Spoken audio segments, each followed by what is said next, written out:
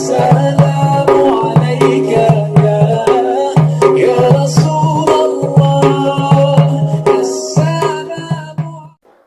السلام علیکم ورحمۃ اللہ وبرکاتہ۔ ناظرین، آج کے ویڈیو میں ہم بات کریں گے غیبت پر۔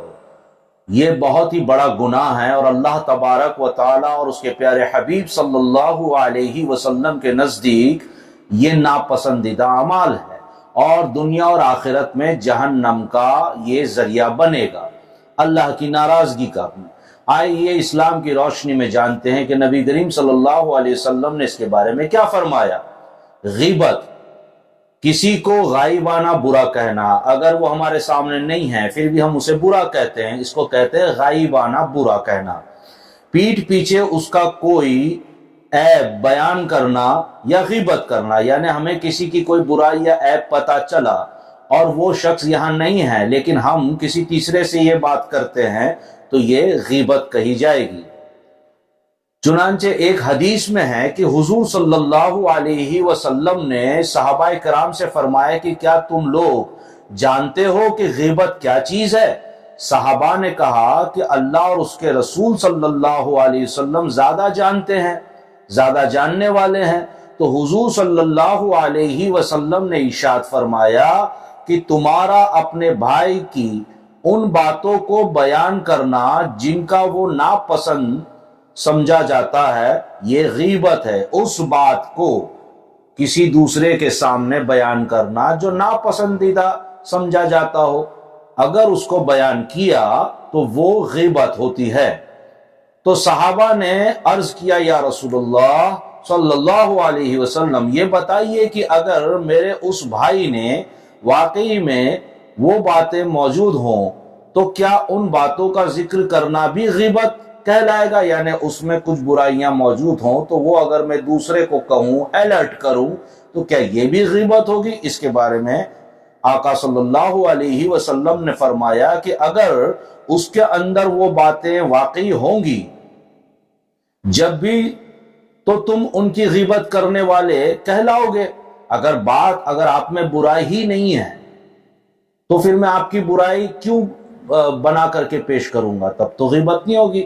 اگر واقعی ہی ہوتی ہے آپ میں برائی تبھی تو کہی جائے گی، اور اگر اس میں وہ باتیں نہ ہوں اور تم اپنی طرف سے گڑھ کر کرو گے جب تو اس پر بہتان لگانے والا ہو جاؤ گے، جو ایک دوسرا گناہ کبیرہ ہے۔ غیبت کرنا تو گناہ کبیرہ ہے، لیکن جو بات اس میں نہیں ہے وہ اگر تیسرے کو کہیں گڑھ کے کچھ بھی سٹوری بنا کر کے تو وہ غیبت تو ہوگی، بلکہ الزام، بہتان مطلب الزام بھی لگانا، تو یہ دوسرا گناہ کبیرہ کر لیا۔ پہلے غیبت کر لی، گناہ کبیرہ کر لیا، اور پھر الزام بھی لگا دیا، کیونکہ وہ جو چیز اس میں نہیں ہے وہ تیسرے کو کہنا، یہ اس پر الزام لگانے جیسا ہی ہے۔ جس کا کرنے والا جہنم کا ایندھن بنے گا۔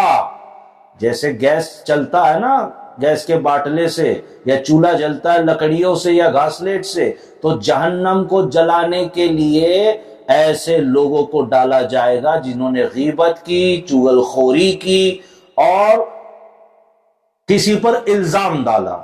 الزام تبھی ڈالا جاتا ہے جب وہ صحیح نہ ہو، اسے الزام کہا جائے گا کہ اس نے وہ کیا ہی نہیں اور پھر بھی ہم اس پر الزام ڈال رہے ہیں۔ تو ایسے لوگ جہنم کے ایندھن بنیں گے۔ مشکات شریف کی یہ حدیث ہے، باب حفظ اللسان میں ہے، یعنی پیج نمبر 412۔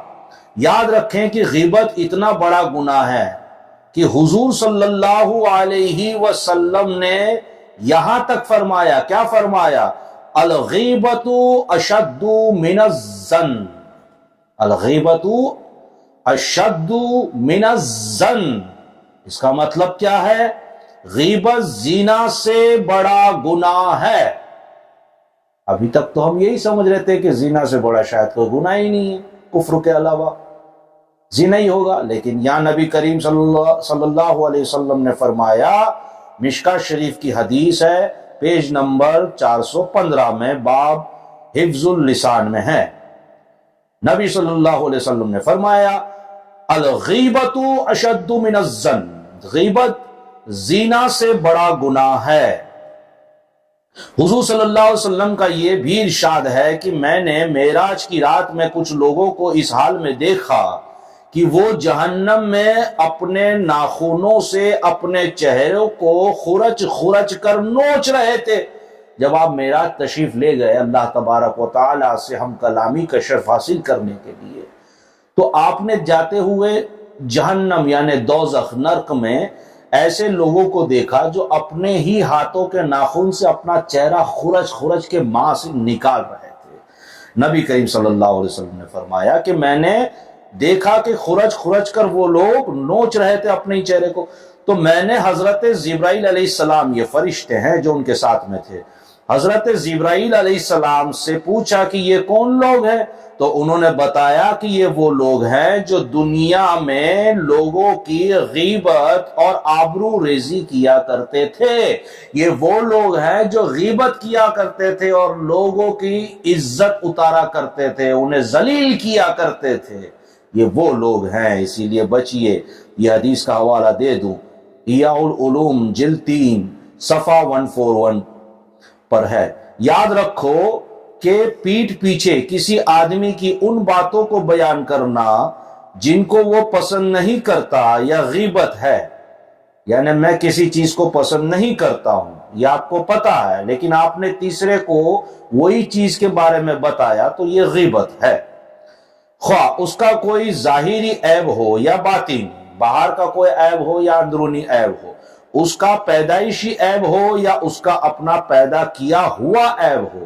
پیدائشی بھی عیب ہوتے ہیں یا پیدا کیے ہوئے بھی عیب ہوتے ہیں، اس کے بدن، اس کے کپڑوں، اس کے خاندان و نسب، اس کے اقوال و افعال، ہے نا، چال ڈھال، اس کی بول چال، غرض کسی عیب کو بھی بیان کرنا یا تانا مارنا، یہ سب غیبت ہے، غیبت میں داخل ہے۔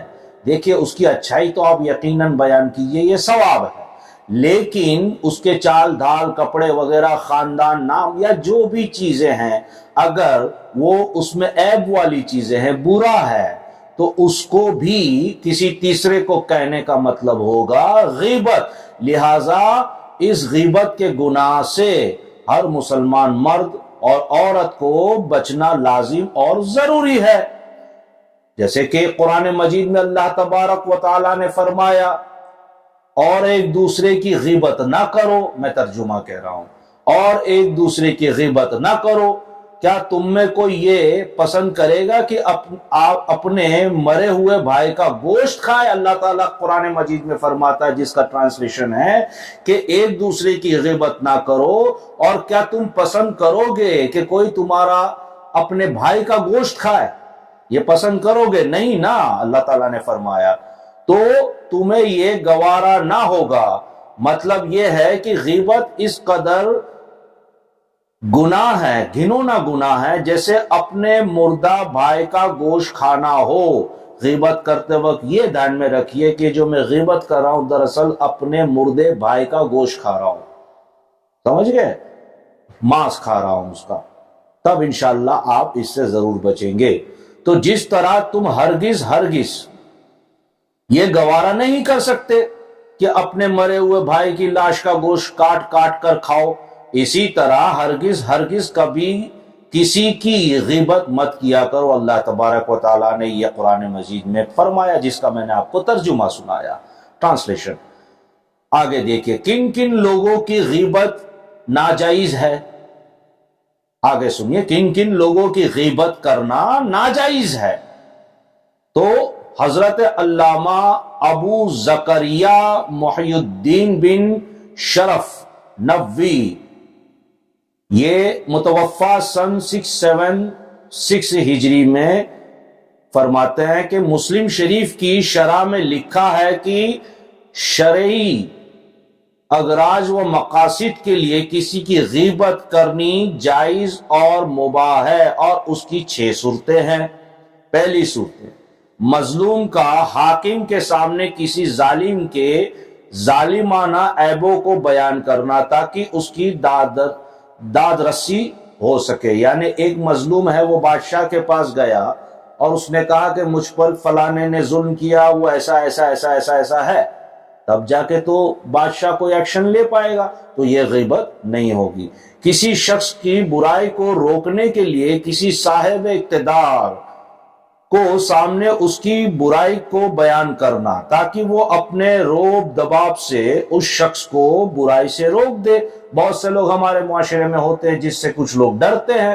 اب ڈرنے والا اگر برائی کرتا ہے تو ہمیں چاہیے کہ ہم ایسے آدمی کو بولے جس سے وہ ڈرتا ہے، ایسے آدمی کو کہنا کہ فلاں فلاں فلاں جو ہے وہ برائی کرتا ہے، تاکہ وہ آدمی اپنے رباب سے اس کو ڈرا دے اور سامنے والا برائی کرنا چھوڑ دے۔ ایسے حالات میں وہ سامنے والے کی اگر عیب بھی ہے، برائی بھی ہے، تو وہ اس کو کہہ سکتے ہو کہ وہ دھمکی دے کر یا اپنا دبدبا اس پر قائم کر کے اس کی برائی کو وہ ختم کر سکتا ہو۔ ایسے آدمی پر وہ برائی کر سکتے ہیں سامنے والے کی۔ تیسرا، مفتی کے سامنے فتویٰ طلب کرنے کے لیے کسی کے عیبوں کو پیش کرنا۔ اب مفتی صاحب کے پاس گئے ہیں کسی کے بارے میں فتویٰ لینے کے لیے، تو جس کے بارے میں لینے گئے ہیں اس کے بارے میں بتانا پڑے گا۔ سمپل ہے، جیسے پولیس اسٹیشن میں جائیں گے کمپلین کرنے کو تو سب کچھ بتانا پڑے گا، اچھائی بھی برائی بھی ہر چیز، تو اس کو عیب نہیں کہا جائے گا، تبھی تو مفتی صاحب فتویٰ دے پائیں گے نا، پوری دلیل سنیں گے۔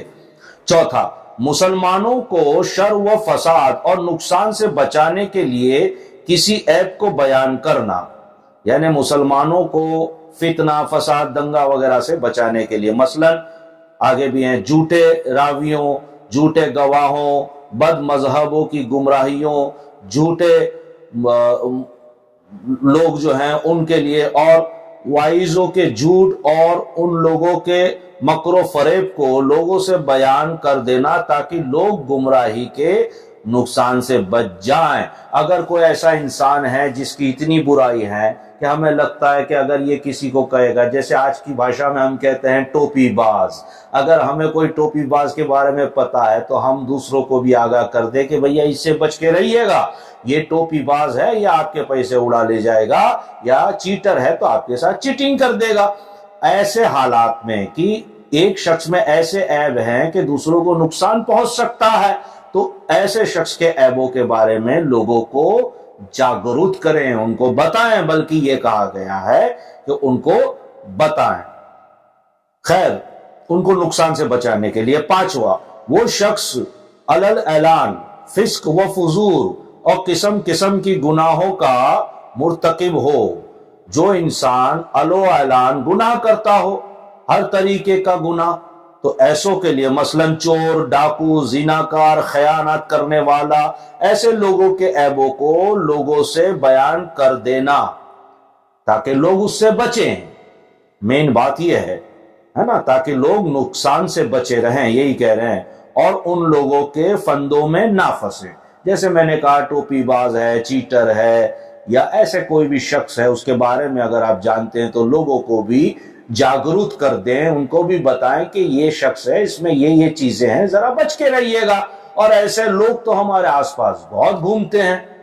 اللہ تبارک و تعالی ہمیں غیبت کرنے سے محفوظ رکھے۔ بس اتنا یاد رکھیں کہ غیبت کرنے والا ایسا ہے جیسا اپنے مردے بھائی کا گوشت کھاتا، جو غیبت کرتا ہے اس کے لیے یہ حکم دیا گیا ہے، تو غیبت سے بچیے۔ اب بالکل آسانی میں 2 منٹ 2 سیکنڈ میں بتا دوں گا آپ کو کہ وہ جو برائی ہے اس سے معاشرے کو کسی کو بھی نقصان پہنچ سکتا ہے، تو وہ برائی کسی تیسرے کو بتا دینا غیبت نہیں ہوگا۔ اگر اس کو نقصان پہنچ سکتا ہے تیسرے کو تو اس کو بتا دے کہ اس سے بچ کے رہیں۔ اور دوسرا، کسی کے عیب اگر ہیں، نام خراب ہے، کپڑا خراب ہے، جو بھی وغیرہ وغیرہ، تو ایسی چیزوں کے لیے تیسرے کو کہنا یہ غیبت، تو اس سے پرہیز کیجئے۔ ویڈیو اچھا لگا ہو سبسکرائب بھی کیجئے، بیل آئیکن بھی دبائیں، شیئر بھی کریں اور کامنٹ بھی کر دیا کریں۔ السلام علیکم ورحمۃ اللہ وبرکاتہ۔